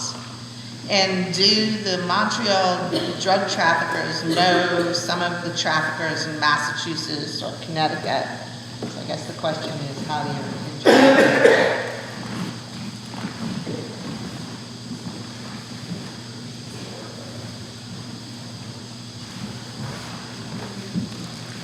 The drugs that we're talking about, the opioids, crack cocaine-based drugs, are not coming, to my knowledge, out of Canada.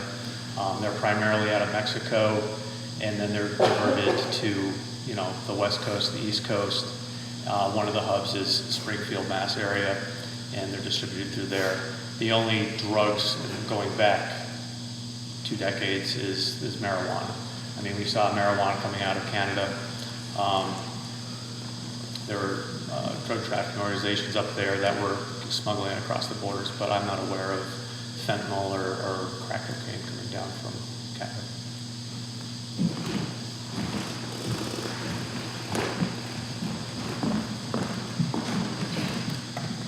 Can the state implement a program to assist gun owners in safe storage of guns to help break up the pipeline of guns to drugs?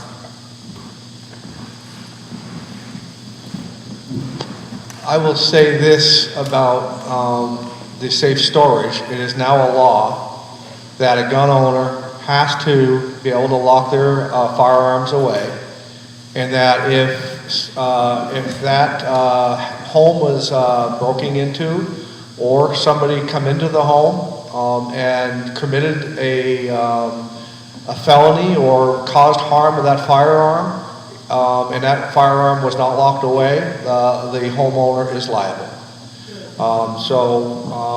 Whether it's a state program or whether these folks have anything to say about it, if you have a firearm in your home and it's not properly secured and something was to happen with that, probably even if it was to get stolen, if it wasn't properly secured, you're the one that's going to be in trouble.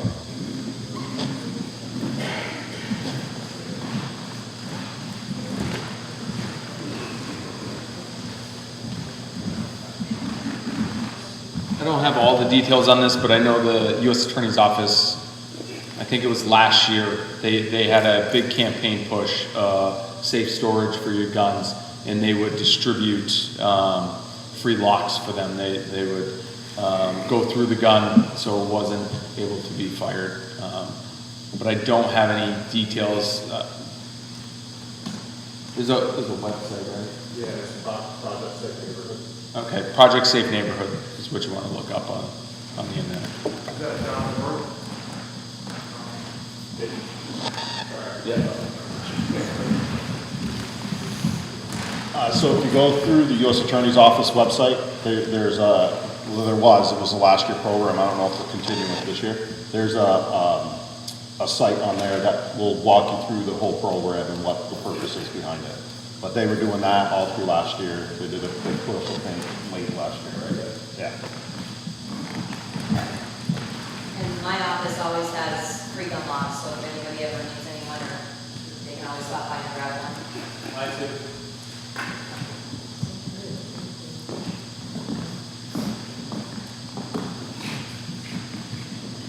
I keep hearing about all these other states where drugs and crime are coming from Connecticut, Massachusetts, New York. Why not make anyone coming to Vermont have to go through a checkpoint?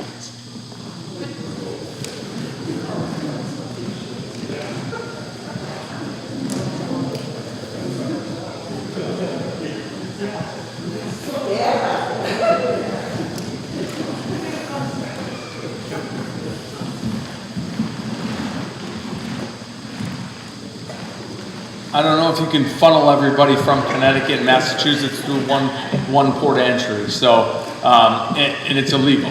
We can't just be searching everybody that's coming up with Connecticut, Massachusetts, and plates like that, nor should we. So I get what the point of the question is, right? We want to stop these people that are bringing this up, and like I think you've heard tonight, we're doing our best with what we have. Obviously, we're not putting a dent in it. They're getting around what we're doing. Drug dealers aren't stupid people. They're very intelligent individuals. We start doing investigations one way. They figure that out. They can read their the affidavits and stuff like that. They figure out what we're doing, and then they adjust. And I'm not gonna lie, it takes us a minute to get to adjust as well. So you're not steering a motorboat, you're kind of turning a big battleship when it comes like this. So. Thank you.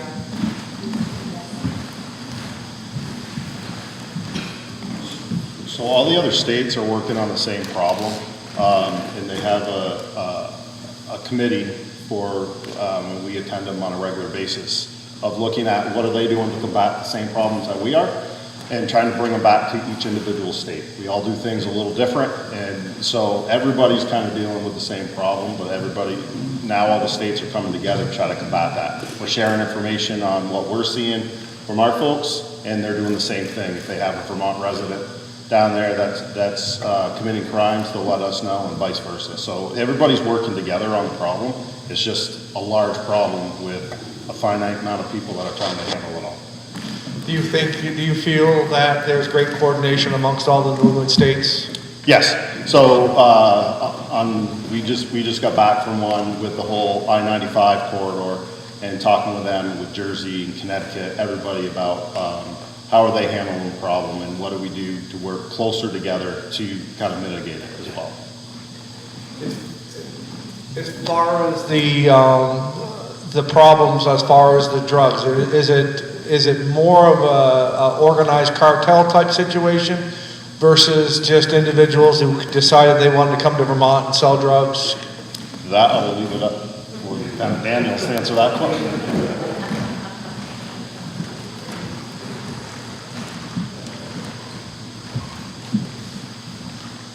So we refer to them as drug trafficking organizations. They are loosely organized. Most of the folks that we see are not like the Colombian cartels, that all the money goes back to them. The individuals coming up in our areas it's a monetary gain for personal gain. When they go back to wherever they're from, they're not distributing that money back to an organization. As far as they're organized in the sense where they work together, supplying each other with drugs and working together in certain areas. Coming up to Orleans County, you have somebody in Barton, and they spread out because they know that the more places they can be, the more business they're going to have. But then you have rivalries too from other folks that want in on that cut, and that's where we're seeing a lot of violence. Are there rivalries? I mean, some of these deaths that we might be seeing that are pretty hard to solve, or can that, in your opinion, without giving away intelligence, or is it gang violence of rivalries, trying to protect turf, or we just haven't got there to that yet? No, I think there's definitely cases that there's individuals disputing over areas that they want to have control over. I mean, if you look at any of the situations they're dealing with down in Hartford, Connecticut, you know, people in their own gangs, if you will, are shooting each other. So I think that's definitely prevalent up here.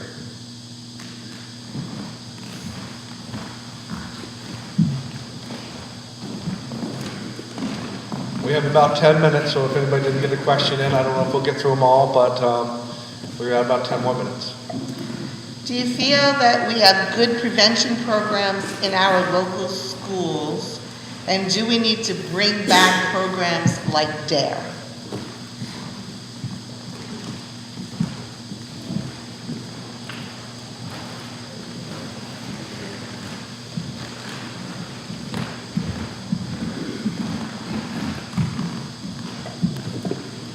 I briefly spoke about it earlier. I think there's definitely an area for improvement in those prevention classes in elementary schools, in junior high. Like, I think the earlier you start, the easier it's going to be. So I know junior high, high school, we kind of target those kids because it's probably more readily available. But I used to work down in New Haven out of that barracks, and we had a very good intervention program that we were trying to start down there, a prevention program. Came in, did some of the same things. We brought in former drug addicts, we talked to the kids, we went into the schools, talked to the kids. We brought a bunch of DREs, which are drug recognition experts, talking about drunk driving and the litany of things that these kids are going to be exposed to, because just like everybody, they're exposed to so much more now than they were, 15, 20 years ago with the internet and social media and stuff like that. So you can't shield them from that. So I think the earlier we go about this, I think the better. I don't know if we're having the resources in the schools right now to really really combat the problem. I mean, schools have the same problems as we do. They don't have enough people working, and they don't have enough time because they have to cover so much information. So I think it definitely can improve, just like we can improve our response times on certain things. So I think it's an area that we should take a hard look at and try to improve on.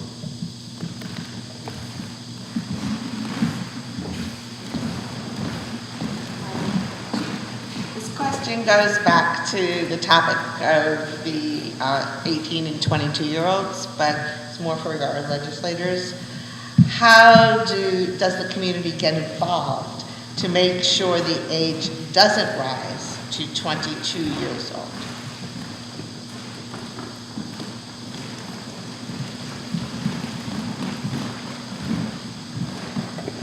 Well, everything is online. All of your committee meetings, everything is on Zoom.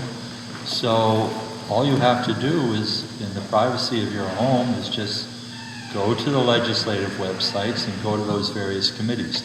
Watch the judiciary committees. Watch the finance committees and see where they're spending the monies. It's readily available, and it's open to everyone. Representative, maybe you could explain how to testify. And I guess I would just add, in addition to kind of watching, hearing from constituents on issues that matter to you is really important and can be very influential. And so you can either reach out directly to your representative or your senator. You can work with them to introduce a bill. You can provide testimony and feedback on bills that are in motion. You can do that in person. You can do that in writing. And we also now take testimony by Zoom as well. So if there's an issue that you're passionate about, if there's a bill that you want to weigh in on, or there's work that you want to see happen, work with your legislator and or reach out to the Committee of Jurisdiction. We are always eager to hear from Vermonters about what you hope we can do. Have you ever seen just one email make a difference? I would say absolutely. Especially if it's not just a form email. If you take just 5 minutes to write a couple of sentences about an issue that matters to you and what action you want us to take or not take, it always makes a difference for me to hear from constituents about what matters. And again, it can just be one email from one person. I know we all read them, we all take them to heart, and really encourage you to stay in touch, both about what you like and what you want us to do differently. So one voice can make a difference. 100%. Beauty of being in a small state with a bunch of local legislators. Your voice does make a difference.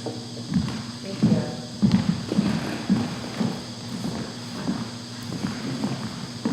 Okay, here's your question.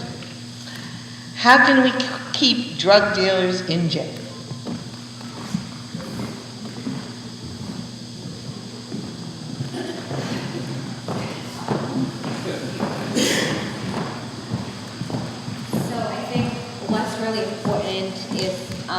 And I think people need to understand is that drug crimes right now are not listed offenses, meaning when I go to court and I have someone who has a possession of cocaine or even trafficking, there's only so much I can ask for that the statute allows me to ask for.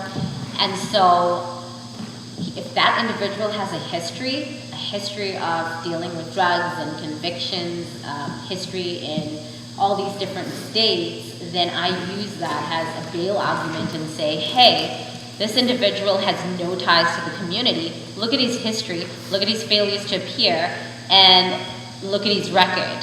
And then I will go ahead and ask for bail. But I think it's, and this is something that I've said over and over again that I struggle with, is why couldn't we now get these to be listed offenses? Because clearly these are affecting our community, and it's killing people. And so I think that would definitely be a question for these individuals seated here today, because we have a list of offenses that are listed offenses, and I don't want to quote any statutes for you today because that's just legal jargon, but in those listed offenses we have sex assault, we have homicides, we have domestic assault, reckless endangerment if someone was recklessly operating a motor vehicle on a public highway with passengers in, swerving in between. So a lot of times we can tackle the reckless endangerment in order to say, hey, this is a listed offense, and under this title 7553 A, we can ask for, hey, this is a listed offense, and so we want this person held without bail, and then also use their record as well to say this is why this individual is a violent offender and why he should be held without bail. So it's essentially with keeping drug dealers in jail, it's bail, no ties to this community, and that's the argument that we usually make. So again, we can only ask for what our statute allows us to ask for, and so I think that's important for the public to know as well. And when I go in every single time, I go in with everything I can ask for. Hardest question you're going to be asked. If you could go to your legislature and you could say, give me this law to help me, or get rid of this law to help me, do you know what that would be? Well, firstly, I think definitely raising the age is a big no-no, right? I honestly think that we should bring down the age for juveniles. And I think adding drug crimes, I know they don't amount to listed offenses, which is violent offenses, but I feel like we need a little bit more structure in terms of what we can ask for drug crimes. And those are also expungible. So think about it, right? You could have someone with several drug convictions and, this many years they don't do anything. Those can be expunged. And then it's never in the record. So those are also things to consider as well.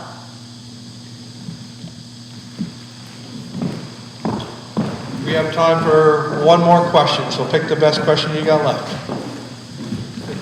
All great questions. So, it feels that sometimes the small-time addicts are the ones that are targeted and arrested. and the out-of-state drug dealers who are living in the local drug houses are not, why are the landlords and owners not arrested and convicted as accessories?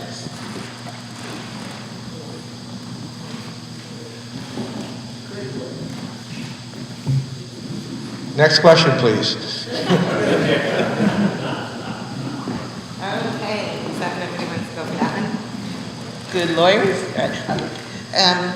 So, what I'd like to ask, because I think we're kind of out of, the questions are repetitive. Is there anybody here who would like to just say anything on any topic that we haven't touched on, or something that you think after hearing these questions would be beneficial? Or you think we've covered it all? Or maybe the maritime areas of the drug? So, if there's any area that you think you might want to touch on, or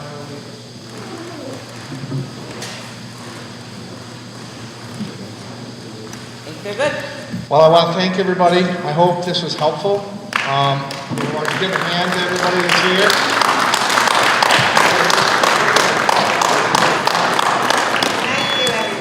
I will leave it to the community if they want to see another one of these. We are going to try to do one in Louisville next week, and we're going to try to do one in Essex County shortly after that. So if anybody has any comments or anything, but we really appreciate everybody coming. Thank you, NEK-TV. Thank you, our rec department.